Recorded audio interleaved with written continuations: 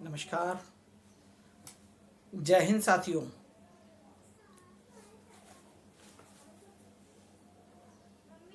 मैं आपका साथी गौतम भारती। आज मैं जो आप सबके बीच में इस वीडियो के साथ आया हूँ, आज का विषय जो मेरा है वो बहुत ही महत्वपूर्ण है और वो विषय है मानव जीवन से जुड़ा हुआ।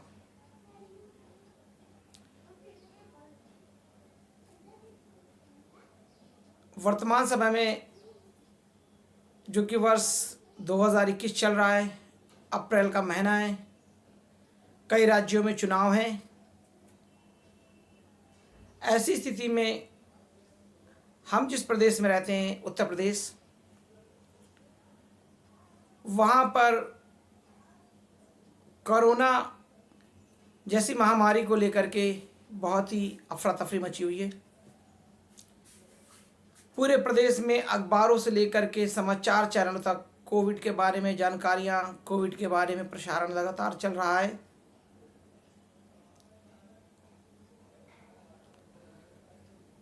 पर पहली बार ऐसा हो रहा है कि सरकार कह रही है कि एक रोग है, कोई बीमारी है, और जनता मानने को तैयार नहीं हो रही है। पहली बार ऐसी महामारी जिस पे जनता को विश्वास नहीं हो रहा है। उसके पीछे कारण भी है। कोई भी देश की जनता या प्रदेश की जनता एक बार भ्रमित हो सकती है, 2 बार भ्रमित हो सकती है, बहुत से बहुत 3 बार। पर यकीन मानिए साथियों, किसी भी प्रदेश या देश की जनता 3 बार से ज़्यादा भ्रमित नहीं होती। खुली आंखों से लोग देख रहे हैं, सत्ताधारी पार्टी लगातार रैलियां कर रही है, बिना कोविड नियम के पालन को करते हुए, कोविड-19 के पालन के बगैर, बिना मास्क के खचम खच पेलम पेल लोग भरे पड़े हैं। नेतागण भी, बड़ी बड़ी पार्टी के नेतागण भी अपने चेहरे पे मास्क तक नहीं लगाते हैं जल्दी। केवल एक वोट के पीछे ये बड़ी पार्टियां जनता को मौत के मुंह में ढकेल रही हैं। मेरा माननीय उच्च न्यायालय से भी एक आवेदन है, एक निवेदन है,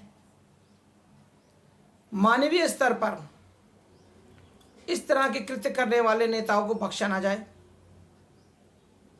चाहे वो किसी स्तर पे हो, किसी भी स्थान पर बैठे हों, क्योंकि किसी एक मनुष्य की जिंदगी से बढ़कर कोई वस्तु नहीं होती।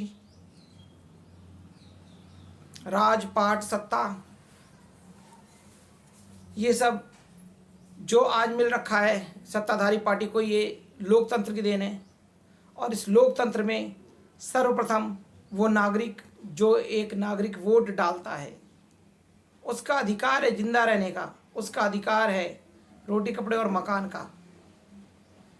पर अब तो ऐसा लगता है कि बीजेपी वालों ने बिल्कुल ठान लिया है कि पूरे भारत में सबको बेवकूफ बनाते चलेंगे।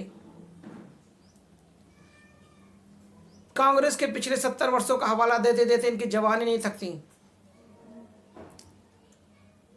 जबकि कांग्रेस अपनी ही कुरीतियों और गलतियों के कारण आज सत्ता से दूर हो चुकी है।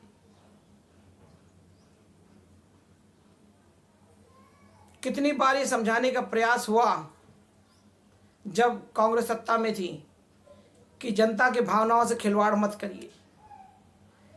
आपने देखा होगा जन लोकपाल के समय कांग्रेस ने किस तरह जनता के विश्वास का मजाक उड़ाया।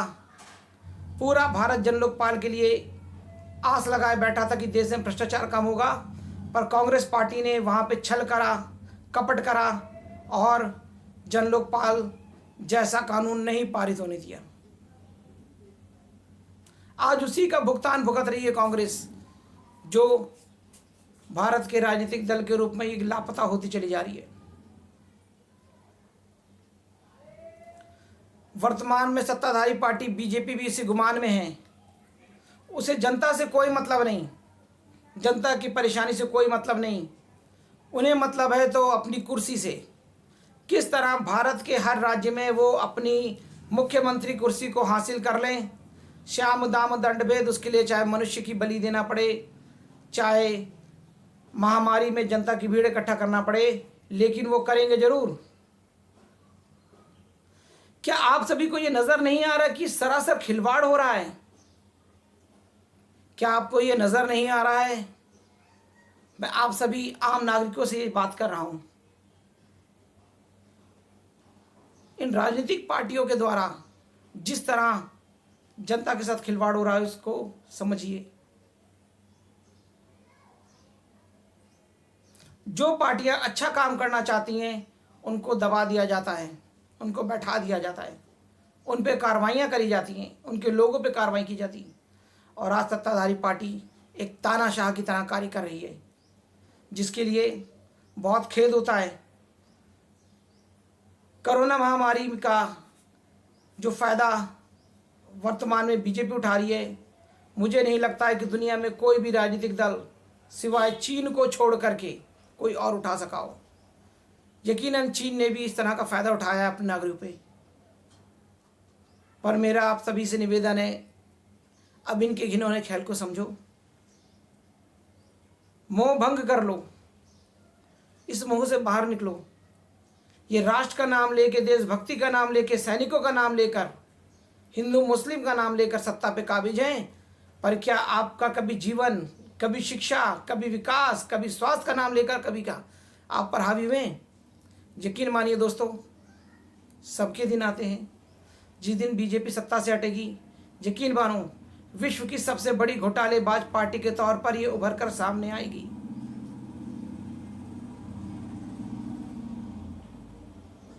आज यकीनन मैं एक छोटी सी पार्टी का संचालन कर रहा हूं अभी, लेकिन कभी ना कभी ये विशाल होगी। और मेरा यही कहना है, जिस दिन हम आदर्श संग्राम पार्टी के साथ प्रदेश की सरकार में आएंगे, सत्ता में आएंगे, उत्तर प्रदेश में आएंगे, उस दिन सबसे पहले उत्तर प्रदेश में मनाए जाने वाले जितने भी राजनीतिक उत्सव हैं, आज ही मैंने अखबार में पढ़ा, टीका उत्सव, कमाल की बात है। दुनिया में महामारी है, मौतें हो रही हैं, शमशान ग्रह में डेली इतनी भीड़ लगी रहती है कि लोग अपने परिजनों को शव दफना रहे हैं, और ये टीका महोत्सव मनाने जा रहे हैं, टीका उत्सव। मैंने आज की तारीख में दैनिक जागरण में पढ़ा था, 10 अप्रैल 2021 को पढ़ा सवेरे दैनिक जागरण में। कभी ये मनाते हैं 4 वर्ष का उत्सव, कभी ये मनाते हैं दीपोत्सव।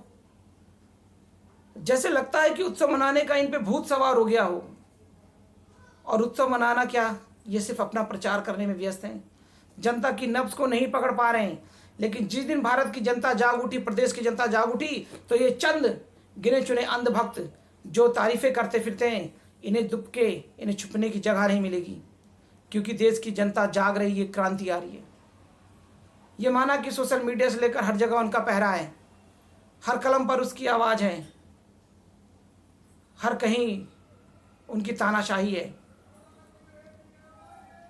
पर मुझे भी ऊपर वालों पे भरोसा है, उस परमपिता परमात्मा पे भरोसा है, अल्लाह पे, ईश्वर पे, वाहिगुरु पे, गॉड पे भरोसा है। यकीनन वो हमारे भारत देश को इस त्रासदी से बचाएगा, इस महामारी से, जो कि कोरोना से भी बड़ी महामारी है, और वो महामारी है बीजेपी। हे ईश्वर, जिस तरह आपने कांग्रेस जैसी बड़ी महामारी से देश को बचाया, वैसे ही बीजेपी जैसी बड़ी महामारी से देश को बचाइए, और कोई ऐसी सत्ता काबिज करिए वहाँ पर जो देश के, भारत के नागरिकों की नब्ज समझे, भारत को विकास के बुलंदियों तक पहुँचाएँ, और भारत देश से भ्रष्टाचार को खत्म करें। इन्हीं शब्दों के साथ मैं गौतम भारती, आदर्श संग्राम पार्टी का सेवक, आप सभी से अनुमति चाहता हूँ। अगले वीडियो में फिर मिलेंगे। जब तक कोविड के नियम के लिए धारा 144 उत्तर प्रदेश में लागू कर रखी है, कोरोना के मार्फत हम भीड़ नहीं इकट्ठा कर सकते, हम कोई धरना, प्रदर्शन, आंदोलन नहीं कर सकते, तो क्या हुआ दोस्तों, इस वीडियो के सहारे, सोशल मीडिया के सहारे मैं आप तक पहुंचता रहूँगा। चाहे मुझे नज़रबंद रखा जाए, चाहे मुझ पर कोई कार्रवाई हो, मैं डरता नहीं हूँ। मैं आप सबके लिए संघर्ष करूँगा और हमेशा कुछ ना कुछ नया भेजता रहूँगा जिससे आपकी जानकारियाँ बढ़ें। आदर्श संग्राम पार्टी हमेशा आपके साथ है और आदर्श संग्राम पार्टी हमेशा लोकतंत्र के लिए, असली लोकतंत्र को देश में लाने के लिए लड़ाई लड़ेगी, क्योंकि लोकतंत्र ही हमारा सबसे बड़ा उत्सव है। जय हिंद, वंदे मातरम, जय भारत माता की जय।